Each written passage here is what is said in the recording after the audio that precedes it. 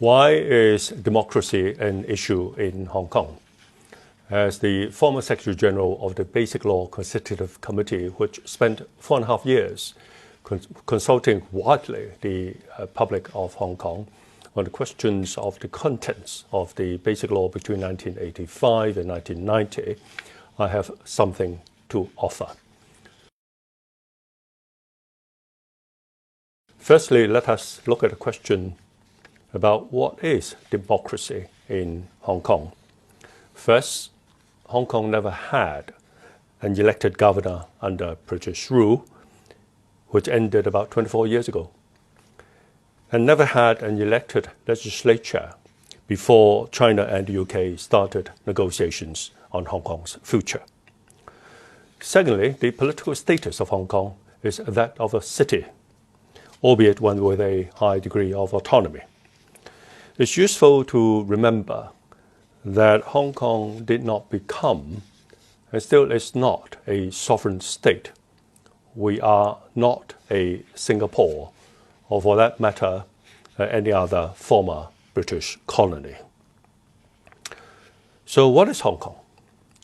The negotiations on Hong Kong's future was between China and the UK, which produced the Joint Declaration. Hong Kong was never a party in the negotiations or in the agreement. The UK handed Hong Kong back to China, and it was China that authorized the establishment of the Hong Kong SAR and delegated certain powers to the government of the Hong Kong SAR. The Hong Kong SAR was not created by the people of Hong Kong. The highly autonomous powers of the Hong Kong SAR government do not come from the local people. Local people in, for example, the UK do not and cannot, through local elections, give their local government such highly autonomous powers. In other words, if the Hong Kong residents want to emulate their London counterparts, the people of London, in voting in their city leader, Beijing could happily agree tomorrow, provided the Hong Kong Chief Executive, the CE, has the same limited powers as the London Mayor. So we, as the people of Hong Kong, cannot have our cake and eat it. Casting Beijing to one side in the process of selecting the CE, and at the same time insisting on giving the CE much more powers than those of the London Mayor.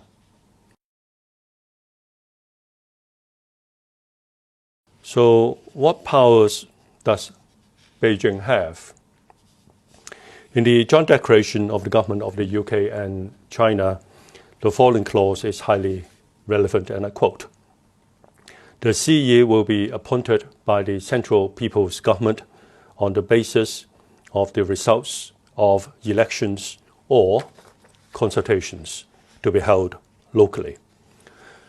The words to note here are consultations and appointed by the Central People's Government, that's Beijing. Meaning, one, if the selection of the Chief Executive is carried out on the basis of consultation and not election tomorrow, this would still be in line with the Sino-British Joint Declaration and the Basic Law. And two, whatever the result of the consultation or election, it is subject to the appointment of Beijing. And the rationale is simple. Most of the powers of the CE, unlike those of the mayors of London, New York, Tokyo, do not come from the people. They come from the central government in Beijing.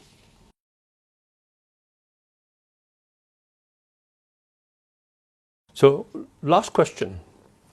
Did Beijing promise Hong Kong people one person, one vote? Yes.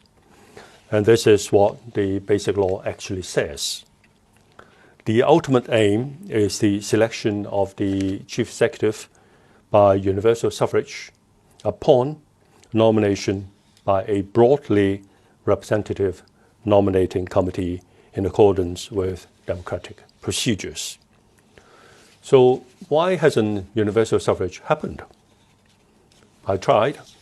I put a formal proposal on the table in 2014 that would have given Hong Kong people universal suffrage in electing the chief executive. It resulted in, unfortunately, the Occupy Central movement. Why? Because the movement, started and backed by the so-called pro-democrats, did not like nomination by a nominating committee, which is the requirement in the Basic Law.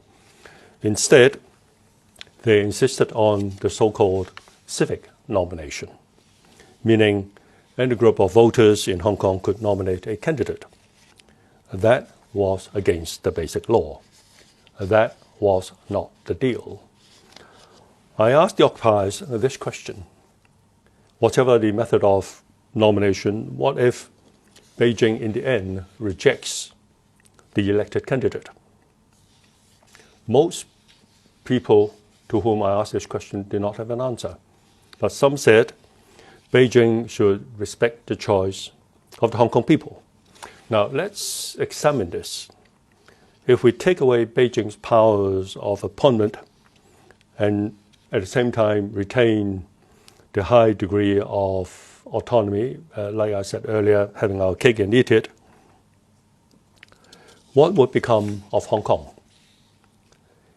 An independent state is probably the answer. Let me remind everyone what I said earlier. At the end of British rule in 1997, Hong Kong did not join China as if China was a federal state. Instead, Hong Kong was returned by the British to China, which then established the Hong Kong SAR and delegated certain powers to Hong Kong SAR through the articles of the Basic Law.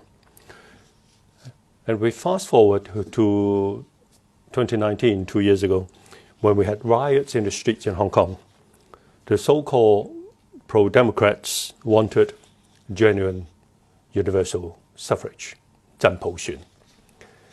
By the word genuine, they meant, again, universal suffrage without nominating committee nomination. That, I'm afraid, is not the deal in the Basic Law. Thank you.